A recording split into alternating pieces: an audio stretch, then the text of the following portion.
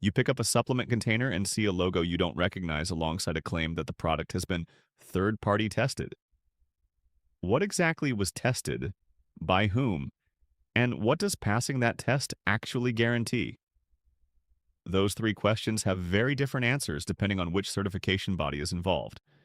And some logos that look like certifications are not certifications at all.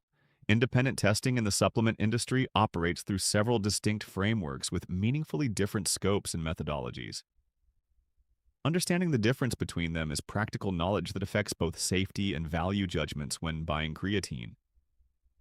Informed Sport is a UK-based testing program that screens supplements for substances banned by the World Anti-Doping Agency. Products carrying the Informed Sport certification have been tested for banned substances in every batch before it reaches market.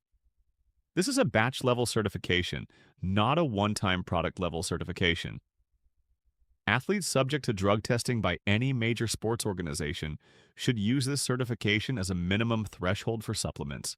Informed Sport does not test for general contaminants beyond the banned substance panel, and it does not verify that the creatine content matches the label claim beyond broad accuracy. NSF Certified for Sport is the U.S. equivalent of Informed Sport in terms of primary purpose. It screens for banned substances and is recognized by major U.S. sports organizations, including the NFL, NBA, and MLB. It also verifies that the product contains what the label claims and tests for a range of contaminants. The scope is broader than Informed Sport in some respects, making it one of the more thorough available. NSF Content Certified operates without the sport-specific banned substance panel. It focuses on verifying label accuracy, that the product contains what the label claims, in the amount stated, without undisclosed ingredients. For non-athletes who care primarily about product authenticity rather than doping compliance, NSF Content Certified provides meaningful assurance without the premium associated with sport-specific programs. Labdoor occupies a different position. It is an independent commercial testing service that purchases products from retail channels, the same products consumers buy, and tests them for labeled ingredient amounts and common contaminants. Results are published publicly with grades. This retail channel testing is arguably more relevant to consumers than manufacturer-submitted batch testing because it captures what is actually on shelves. The limitation is that Labdoor tests individual purchase products rather than certifying ongoing production, so the finding reflects that specific batch rather than guaranteeing future consistency. A certificate of analysis from a third-party laboratory, without any of the above certification frameworks, is a document showing the results of testing a specific batch. The value of a COA depends entirely on the accreditation and reputation of the laboratory that issued it, and on whether the testing was requested by the manufacturer or conducted independently. Manufacturer-commissioned COAs test what manufacturers ask them to test. Independent COAs are more reliable indicators of actual product quality.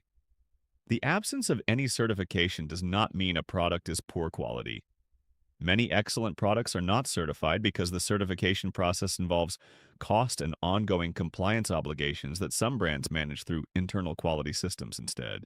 But for a first-time buyer evaluating an unfamiliar brand, certification provides independent verification that internal quality claims alone cannot. The practical question of what to do when no certification is available is relevant to the majority of creatine products on the market.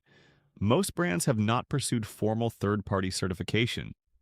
The process is expensive, involves ongoing batch testing costs, and requires that every batch pass before it ships. Brands with inconsistent manufacturing quality cannot reliably pass batch-level certification, which is partly why some brands avoid it.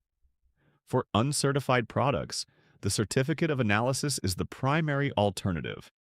A COA from a reputable analytical laboratory, one with ISO 17025. Accreditation for testing laboratories provides documented evidence of what was in the tested batch. Legitimate COAs include the testing laboratory's name and accreditation number, specific analytical methods used, test dates, and quantitative results for each analyte rather than simple pass-fail statements. Requests for COAs should be met with the actual document, not a marketing summary or verbal assurance. This standard applies universally,